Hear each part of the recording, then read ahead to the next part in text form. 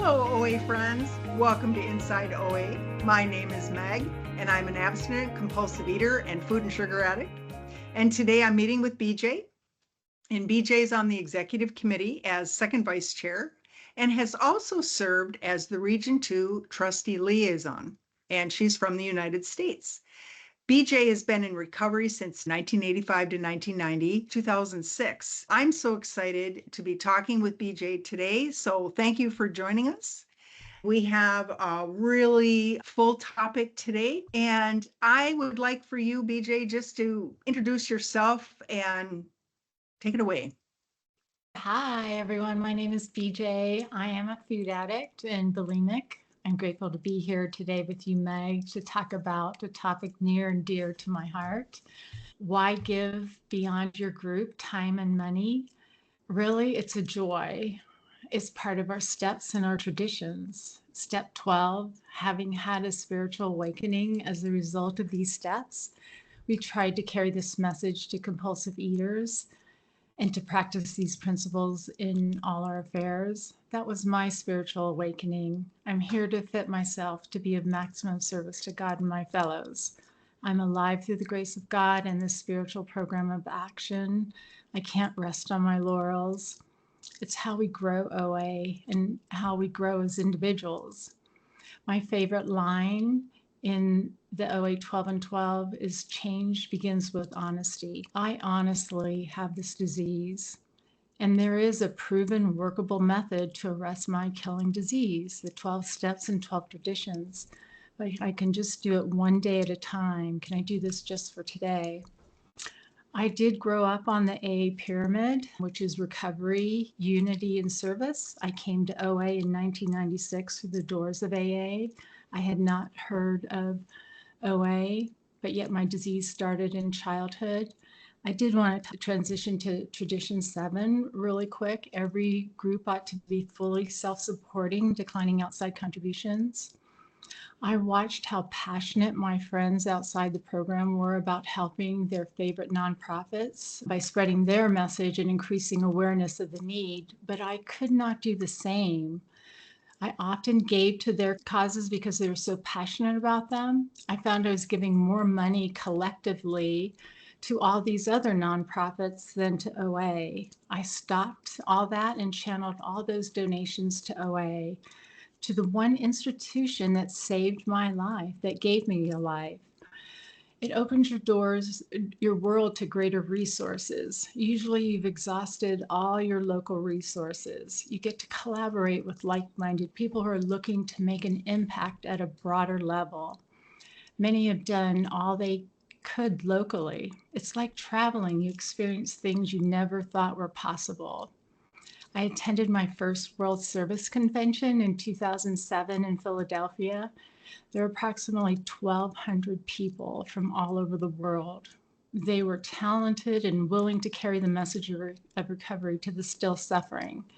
That's when I knew I wanted to be part of OA on a larger scale. Together we can do what we could never do ourselves. I became a region representative for my region, attending business assemblies, and a World Service Business delegate for my intergroup. I heard stories I'd never heard before and met gifted members from all over the world, where I learned new skills that apply to all areas of my life. Every service position builds upon itself.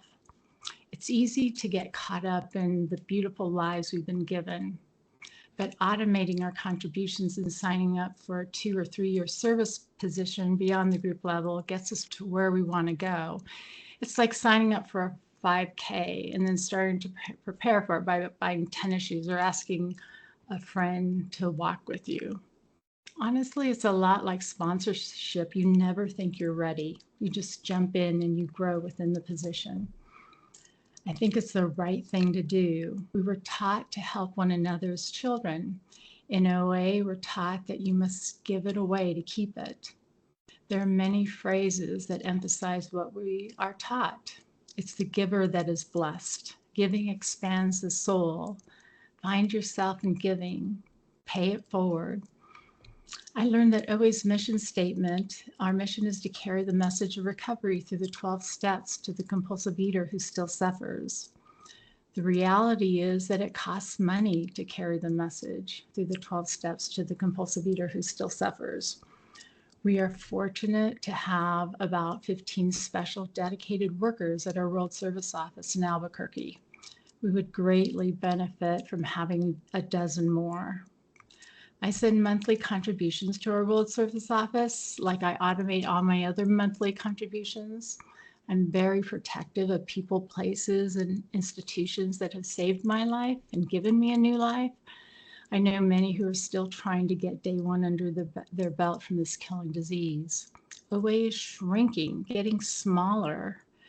There are many who appear who could benefit from our 12-step program of recovery. Every dollar goes to helping another compulsive overeater find recovery. Together we get better. This is one way to ensure we stay together, grow, and thrive. Sorry, that was so winded, but I think I had a lot to say. That's great. And I think of the benefits I've gotten doing service, giving time beyond the group level when I was in OA from 1985 to 1990 and felt that I had it all covered. And then I was in relapse for 14 years. And when I came back a different person, I really surrendered and really got involved. When I heard someone at our intergroup talk about region and that you got to travel to places, I was like, sign me up. And of course, I went to Valley City, North Dakota. It wasn't like a big glamorous city, but the fact is, I met people just like you're saying. And I know for me, when I was in my food, it was me and my food all alone in my apartment. And in this program, yes, we put the food down or put it in its appropriate place, but it's really about stepping into the world again among the living. So anyway, I would like to know more about what you've gotten from the various levels. How was it for you? You talked about going to convention. What about going to intergroup and region and then stepping in as a trustee? And how that time has helped. It really is. You never think you're ready. You never think you have the skills. Fear comes into our program, but you see where there's a need. There's so many service positions. There's more service positions than there are members stepping up. When you hear that your intergroup doesn't have a chair, vice chair, secretary, or whatever, you just sign up for anything and you go, and maybe it's uncomfortable, but that's where you grow, because showing up is 99% of my recovery. I never showed up. Like you said, I was in the food. I wasn't answering the phone, but you show up and you learn, you get to ask questions. I don't really know how to do this, or you read about it, or you talk to the person in the previous position. When I went to my first region assembly, it was so different than intergroup. It was just like night and day with, say, the pro mic. And there are protocols that I had to learn, Robert rules. And it was fascinating at the same time because it was things I didn't know, but I loved meeting the other people. I had heard stories, like I said, I'd never heard before. They still stay with me. And then almost my favorite part was going to World Service. Being a delegate to World Service was like going to region on steroids. It was like just on another level with people from 22 countries, 200 people from all over the world. And you get to work with them the full year on committees that are very passionate. I was on 12 Step Within, and it's very passionate and topics close to your heart. And that's where you grow, by being part of something bigger. And you see the impact of it, whether it's a workshop that they put on OA.org, you see how it snowballs. When you first qualify, tell your story, you might feel raw and it's uncomfortable. But afterwards, for some crazy reason, you feel better because you've helped OA grow. And that's the main thing why I started to give service above the group level, because like I said, I heard OA was shrinking and I thought, you know what? not on my watch. OA is not going down on my watch. There's something that I can do. You can transfer your skills at a meeting. Whether you're the timer or the number taker, you just jump in, you read the steps, and you didn't die from it, so to speak. And you do that at intergroup. You can be the note taker, the secretary, or the timer, whatever, but it takes a village. If you think of what happens on our video conference calls, it probably takes 12 people to make my home group go, whether it's -1, -2, the leader. There's so many people that are behind the scenes to make that meeting go. It's the same thing for an intergroup or a region. It really does take a village. It's all hands on deck. And you don't have to do much. You have to, maybe it might be like an hour a week. There's some positions that only are an hour a week. If I think of all the times I spent in the food, I'm talking, I ate 12 hours a day and then passed out. And the same thing with contributions. I found the money to buy all those binge foods, get the bigger clothes. I would go to all these pain ways. And if you just redirect some of that, if you have it, if you don't have the money, it's a moot point.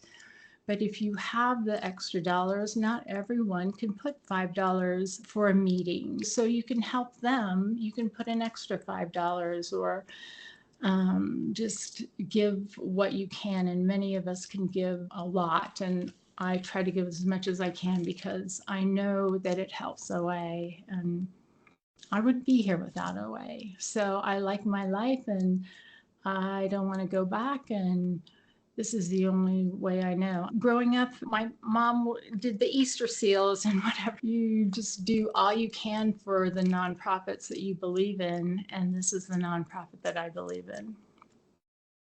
And BJ, one of the things that you and I were able to work on is creating a new PSA, which is a public service announcement or commercial.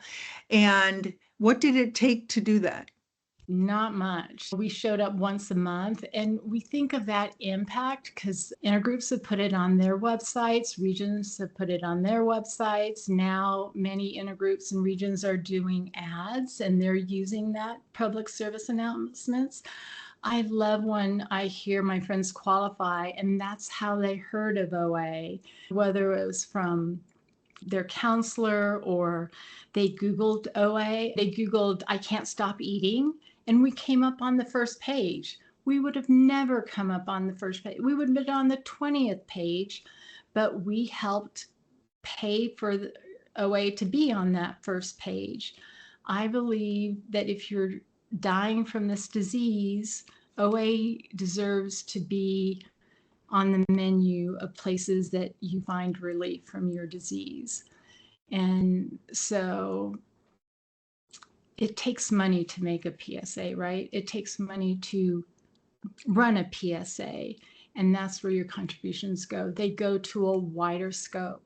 And now we have OA all over the world, and they're translating these PSAs. They're translating ROA 12 and 12. You know, it's in Russian now, Russian, it's in Farsi, it's in Korean, all these different languages. And that's because of our contributions that we get to expand our literature and expand our outreach to different countries that are just, they're crying for it. I can't imagine reading our OA literature in a different language, in French or Spanish. It wouldn't make sense to me. And that's what they're saying to us. It's like we would like the literature in our language.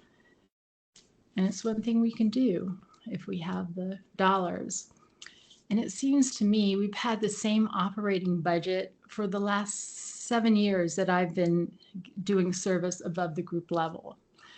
And our monthly bills have increased in the last 7 years. If our salary stayed the same for the last 7 years, we couldn't buy as much. And that's where we are in OA. We need a bigger budget, so to speak, so we can do more things and carry the message. And thank you for saying that, BJ, because I find in our group, we say OA suggests giving a contribution of $5 or more, but if you can't, please give what you can. And We are a global organization. That was Roseanne's dream. And what that entails, as BJ brought up, is translations. And we still have things that we have to keep up on a regular basis, such as our website, such as our correspondence. When we're talking with people, and if we have to confer with a lawyer just to have the language looked at, that costs money. Just OA on one part is a business. And as a business, we have the people who work for OA, and we have great retention. People have been there 20 and 25 years. So they are dedicated to our cause as we are. And there's just so many great ways. And I've told my group, even if let's say you could give $5 a week, and let's say you went 50 weeks a year, that's only $250. I know I could binge on that amount. Now, I know this is all US dollars, but I could binge on that in probably a week, a month, and this is a year. And so it's giving time and dime and going from there. But we're looking at our find a meeting need updating. So there's those kinds of things that helps the fellowship find us and know that we're here. Because even though sometimes we don't have enough people stepping up for service, we also see all around us, we see people who are struggling with food, and we want them to know we're here for you. BJ, I'm just thinking, what are some things that you've learned from the stories you've heard? And I appreciate you give very focused to OA now at on letting other organizations live on their own, whatever. But what have you gotten by doing your service that you have folded into your everyday life?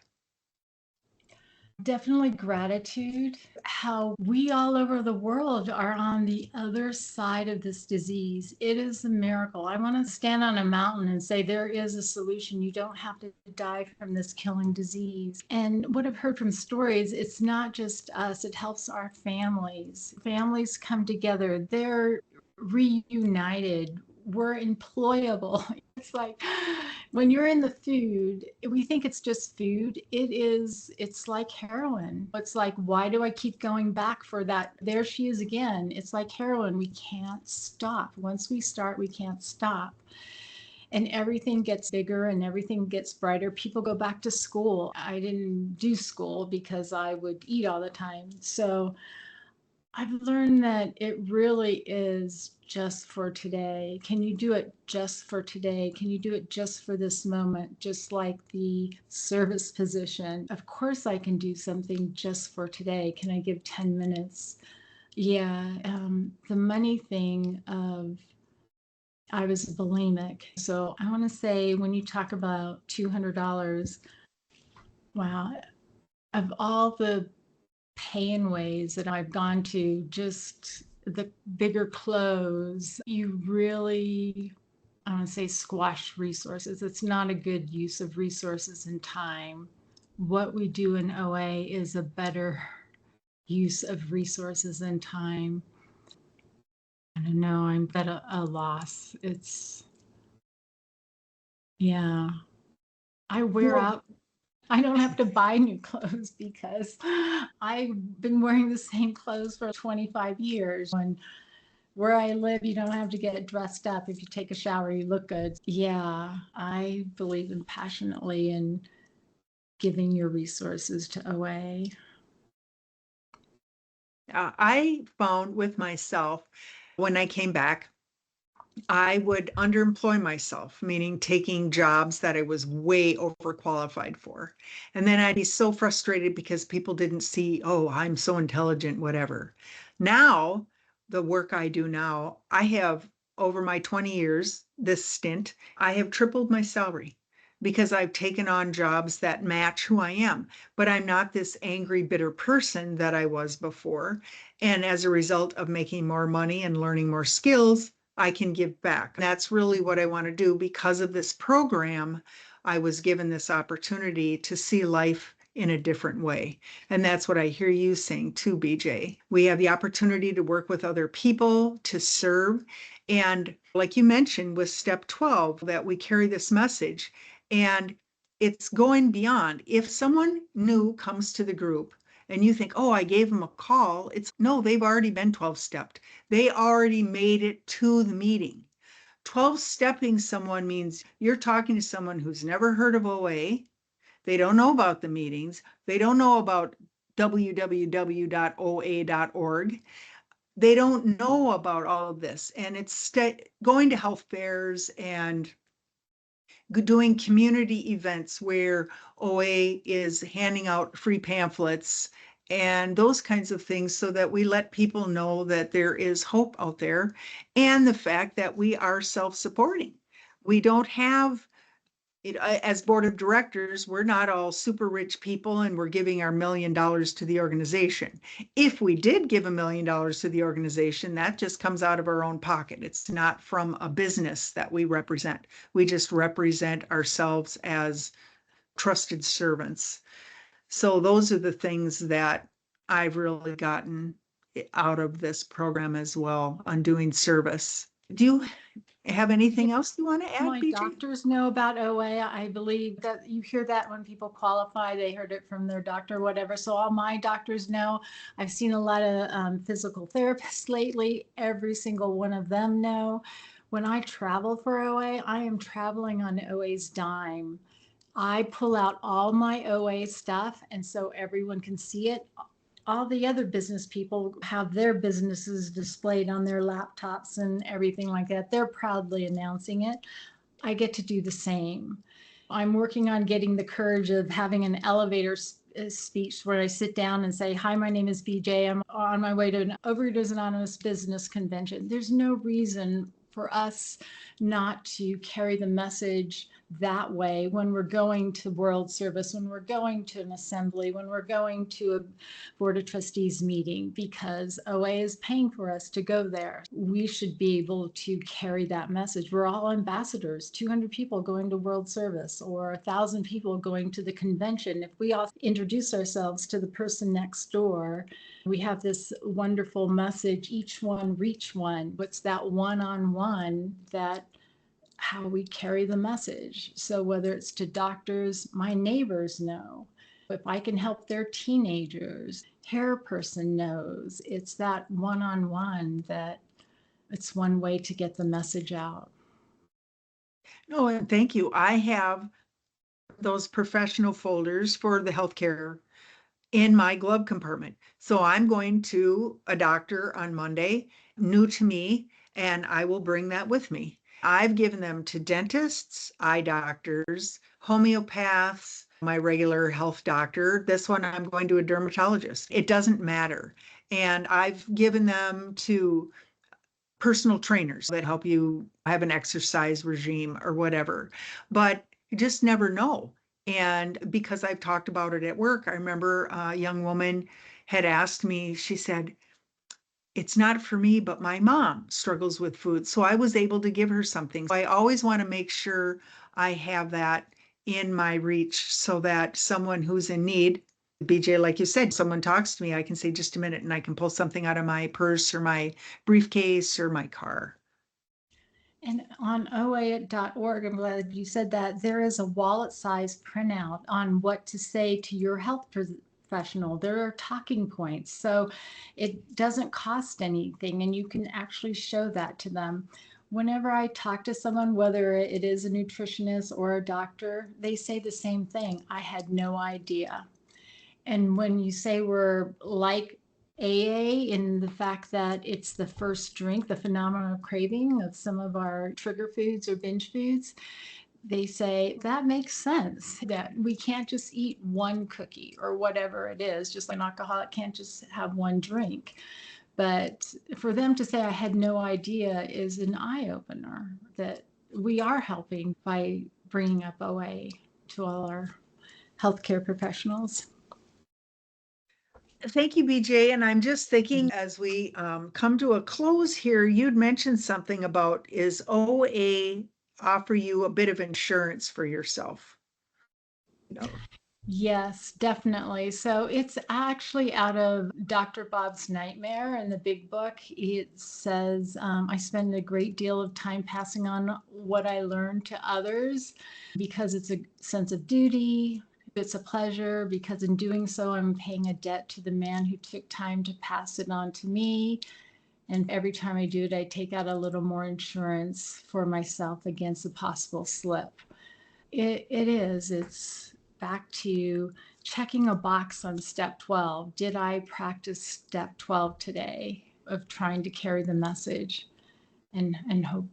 My greatest gift is to go to bed abstinent and in recovery. And so it helps in my daily prayers. God, please help me today. And at the end of the night, thank you, God. So it's checking a box for a little insurance against that mental twist.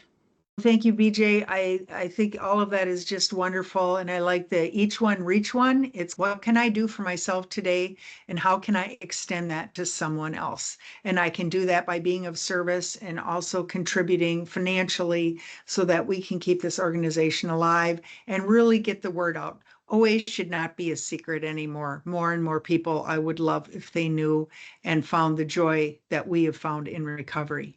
So thank you, BJ, and I look forward to talking to you again. Thank you so much, Meg, for asking me to be here today. Thank you.